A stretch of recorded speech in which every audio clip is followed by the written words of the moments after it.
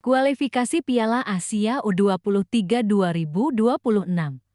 Timnas U23 Indonesia bersiap dominasi grup J. Pelajaran dari Laos dan Makau. Kualifikasi Piala Asia U23 2026 telah dimulai dengan atmosfer yang penuh antusiasme di grup J, yang menjadi perhatian besar penggemar sepak bola di Asia Tenggara. Timnas U23 Indonesia yang tampil sebagai tuan rumah membuka laga pertama melawan Laos di Stadion Gelora Delta Sidoarjo, Jawa Timur, Rabu, 3 September tahun 2025.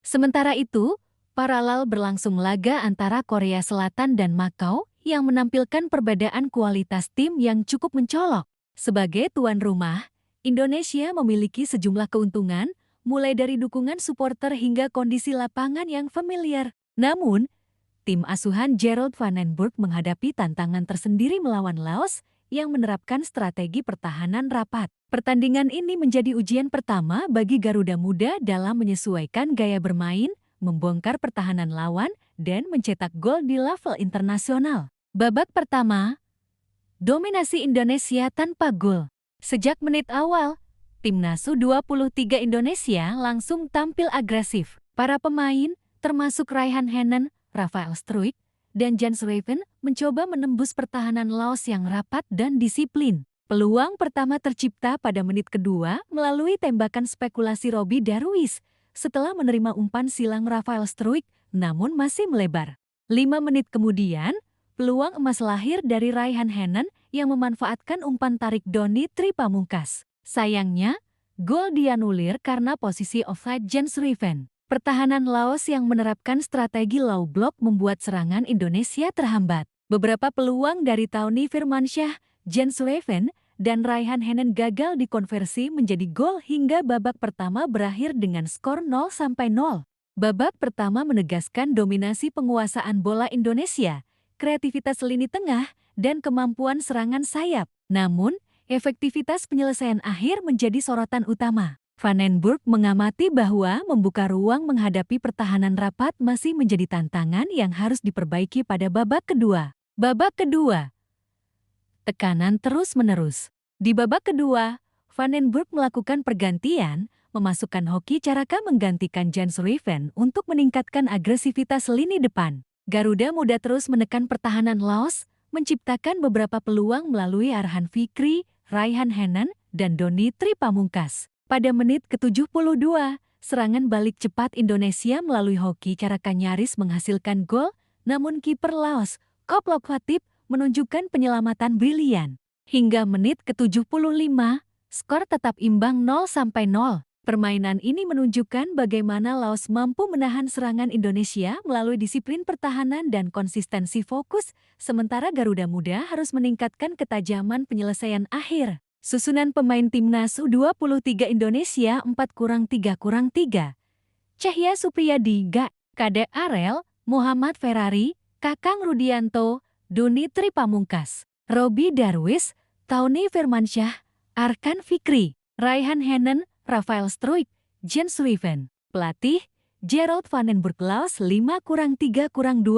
Kop Lokfatip, Voute Phong Sang Vilai, Haman Tapasut, Anantaza Sipongvan, Vedavan Somsanit, Folong Vinafong, Konesavan Kounuchan, Sonevilai Vetiangsi, Anvet Fongsa, Soksavan Hapcakavan, Peter Ventafong. Pelatih, Hahayok Jun. Korea Selatan vs Makau. Pelajaran dari produktivitas tinggi.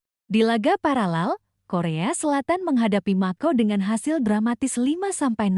Meskipun Korea Selatan unggul cepat pada menit ke-13 melalui Jong Yi-sang, mereka baru benar-benar mengamuk di babak kedua, menambah 4 gol tambahan melalui Jong Yi-sang 48, Pik Sung Hao 49, Kang Seong Jin 60, dan Seo Ye-min 88.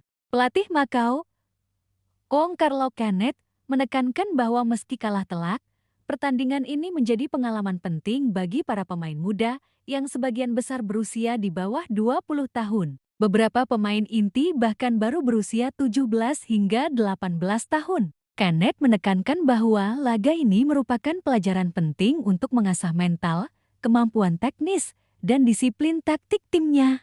Kami mendapatkan pengalaman berharga. Pemain muda kami akan bisa bermain di 3 atau 4 turnamen U23 berikutnya, ujar Kenneth. Pernyataan ini menegaskan filosofi pengembangan pemain muda, di mana pengalaman melawan tim superior seperti Korea Selatan menjadi modal penting untuk masa depan. Indonesia, lawan terkuat menurut Makau. Setelah melihat kekalahan Makau dari Korea Selatan, Kenneth menilai timnas U23 Indonesia sebagai lawan terkuat di grup J. Alasan utamanya adalah status tuan rumah yang memberikan keuntungan atmosfer, dukungan supporter, serta kualitas pemain yang merata. Indonesia dianggap memiliki striker yang kuat, koordinasi lini tengah yang baik, dan kemampuan bermain disiplin.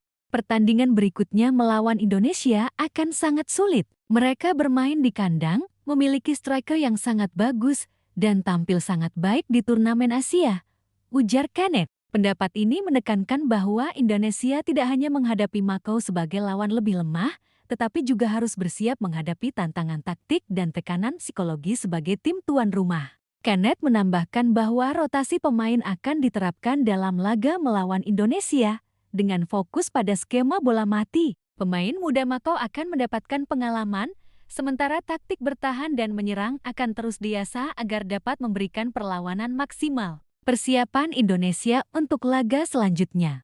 Bagi timnas U23 Indonesia, laga melawan Makau pada Sabtu 6 September tahun 2025 menjadi momen penting untuk meraih kemenangan dan menjaga peluang lolos dari grup J. Garuda Muda memiliki sejumlah keuntungan, antara lain status tuan rumah, pengalaman pemain yang lebih matang, dan dukungan supporter yang memadati stadion.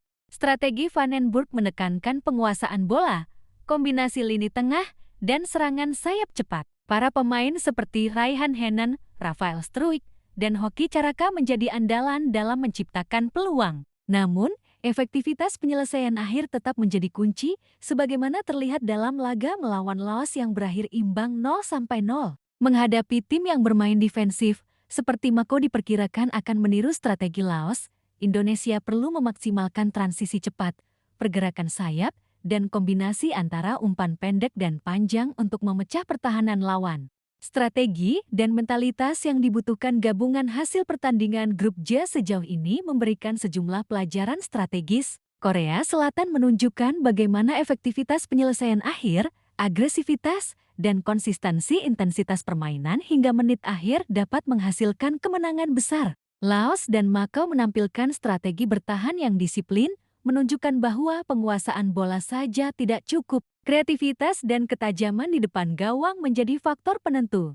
Timnas U23 Indonesia harus menggabungkan penguasaan bola dengan kemampuan menembus pertahanan rapat. Mentalitas kuat, disiplin taktik, dan kerjasama antar lini akan menjadi kunci kemenangan. Selain itu, pengalaman menghadapi pertahanan low block Laos menjadi pelajaran penting untuk menghadapi Makau dan Korea Selatan di laga berikutnya. Pentingnya pengembangan pemain muda. Salah satu fokus utama dalam kualifikasi Piala Asia U23 2026 adalah pengembangan pemain muda. Timnas U23 Indonesia menurunkan sebagian besar pemain yang masih berusia di bawah 23 tahun, memberikan mereka pengalaman internasional yang krusial. Begitu juga Makau yang menurunkan pemain mayoritas di bawah 20 tahun. Pelatih Kenneth dan Vandenberg menekankan pentingnya memanfaatkan setiap pertandingan sebagai ajang pembelajaran. Mental, fisik, dan taktik menjadi faktor kunci dalam menyiapkan pemain untuk kompetisi senior dan ajang internasional berikutnya.